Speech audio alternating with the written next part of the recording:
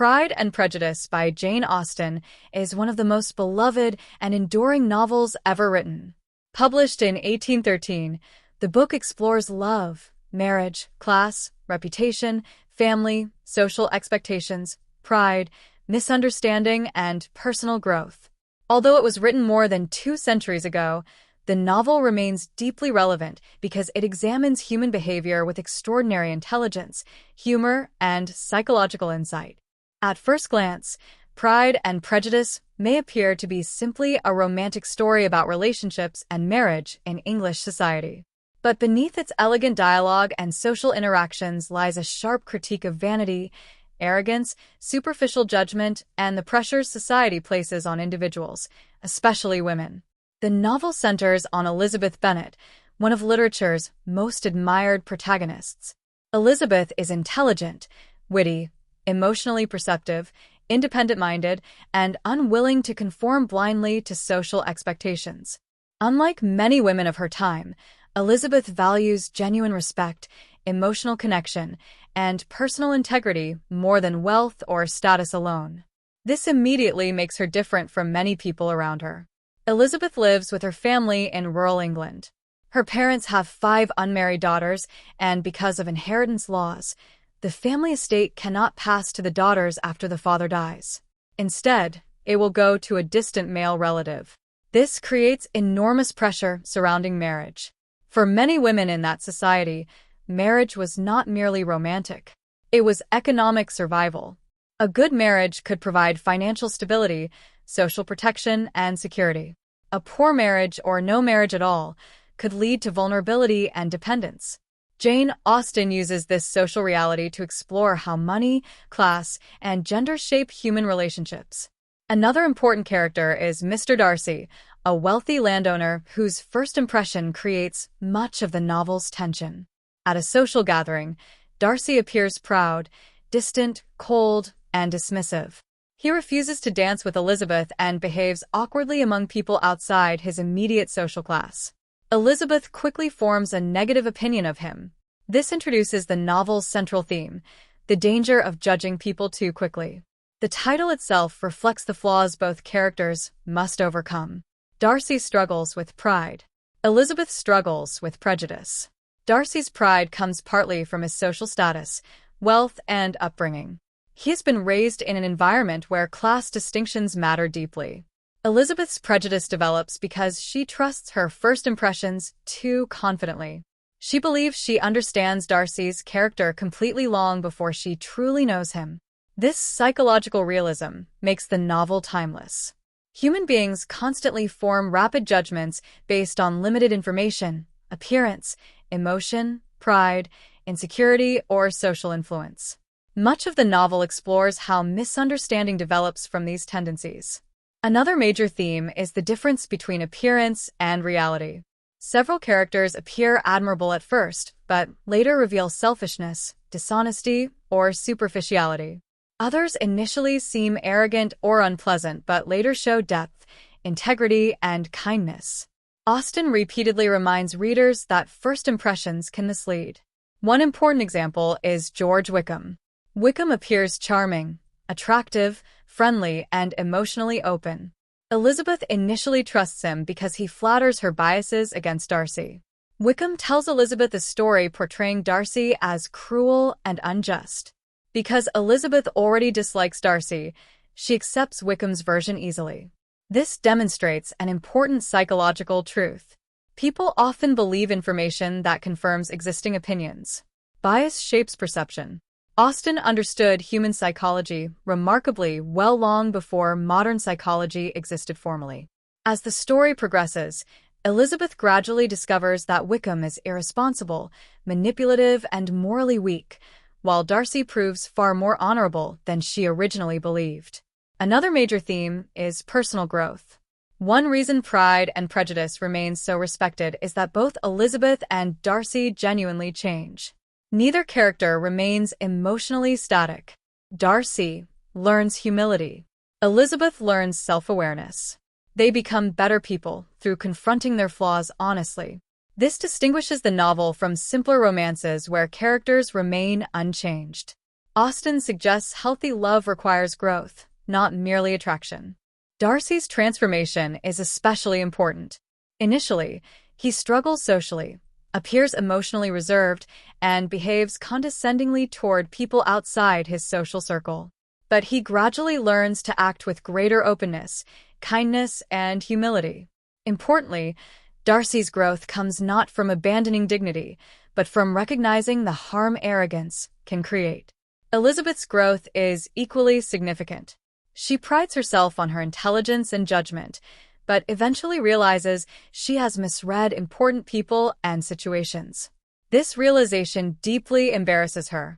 Yet rather than refusing self-reflection, she changes. Austen presents self-awareness as one of the highest forms of maturity. Another important theme is marriage itself. The novel presents several different relationships, each illustrating different motivations for marriage. Charlotte Lucas marries Mr. Collins for financial security despite lacking love or emotional compatibility. Charlotte is practical and realistic. She understands the limited opportunities available to women and chooses stability over romance. Her marriage reflects the economic pressures of society. Mr. and Mrs. Bennet represent another type of marriage, emotional incompatibility. Mr. Bennet is intelligent but emotionally detached and sarcastic. Mrs. Bennet is anxious, shallow, impulsive, and obsessed with marrying off her daughters. Their relationship lacks deep mutual respect. Austen subtly suggests that poor marriages create long-term emotional consequences, not only for couples but for families. Elizabeth and Darcy's eventual relationship represents Austen's ideal balance: mutual respect, emotional intelligence, personal growth, intellectual compatibility, genuine affection. Neither wealth alone nor romance alone is enough. A strong relationship requires character. Another major theme is class and social hierarchy. The society in the novel operates through rigid social expectations. Behavior, speech, education, wealth, and family background determine status heavily. Characters constantly evaluate one another socially. Darcy initially struggles because he unconsciously judges people through class assumptions. Elizabeth resists this mindset more naturally because she values individual character above rank. Yet Austen also portrays class complexity realistically. Darcy's concerns about social reputation are not entirely imaginary within his world. Social structures genuinely shape opportunity and perception. Another important theme is female intelligence and independence. Elizabeth stands out because she refuses to marry simply for status or convenience. She rejects Mr. Collins despite the practical security his proposal would offer. This decision is radical for her social context. Elizabeth values self-respect more than financial safety without love. Austen quietly critiques systems limiting women's choices while also showing how women develop intelligence and agency within those systems. Another major lesson concerns communication. Many misunderstandings in the novel arise because people fail to communicate honestly or interpret one another accurately. Pride blocks vulnerability. Prejudice blocks understanding. Assumptions replace dialogue. Austen shows how relationships improve only when honesty and humility increase. Humor is also central to the novel. Austen uses wit not merely for entertainment, but as social critique. She exposes vanity, pretension, foolishness, and hypocrisy through sharp observation. Characters like Mr. Collins become almost absurd because of their excessive flattery, social climbing, and lack of self-awareness. Through humor, Austen critiques the superficial values of her society. Another important theme is reputation. In that society, reputation strongly influenced marriage prospects and social standing. Scandal could damage entire families. This becomes especially important when Lydia Bennet behaves recklessly by running away with Wickham. Lydia's impulsiveness threatens not only herself, but her sister's futures as well. The situation highlights how women faced intense social judgment and limited freedom. Darcy's quiet intervention to resolve the crisis demonstrates his true character more powerfully than words ever could. He acts generously without seeking recognition. This becomes one of the moments where Elizabeth fully understands him differently. Another timeless lesson in the novel concerns emotional maturity. Strong relationships require more than attraction. They require humility, listening, empathy, patience, and willingness to change.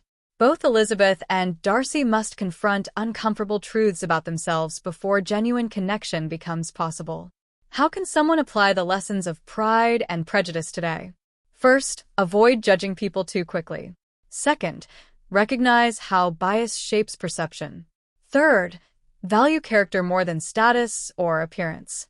Fourth, understand that emotional intelligence matters deeply in relationships. Fifth, practice humility and self-awareness. Sixth, remember that attraction without respect often fails. Seventh, choose relationships built on mutual growth and understanding. Another practical lesson is intellectual honesty. Elizabeth becomes admirable not because she never makes mistakes, but because she is willing to admit them and grow. Austen presents self-reflection as strength, not weakness. The final summary of Pride and Prejudice is this: love becomes meaningful when people overcome ego, misunderstanding, and superficial judgment to truly see one another clearly. Pride without humility creates distance. Prejudice without reflection creates blindness. But honesty, growth, empathy, and mutual respect create the foundation for genuine connection. In the end, Jane Austen reminds readers that maturity is not simply finding the right person. It is becoming capable of recognizing and sustaining real love through self-awareness and emotional integrity.